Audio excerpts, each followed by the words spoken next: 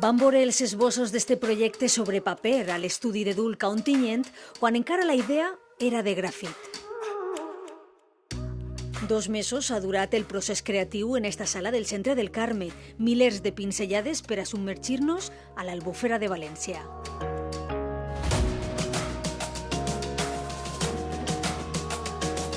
En la primera sala he volgut representar una de les coses que no sabia i que he descobert, i és que només l'1% de l'Albufera és reserva natural.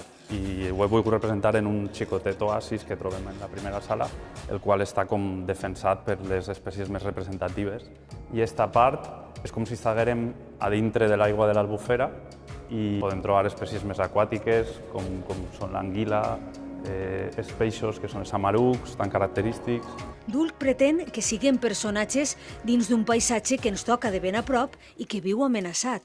Veus tot tipus de plàstics, inclús la terra que hem posat així és terra de la pròpia Albufera, i mentre estàvem fent el muntatge, si s'arrimeu podeu veure que està tot ple de trossos de plàstic, de basura en descomposició, i al final és molt trist, però està convertint-se en el propi paisatge natural.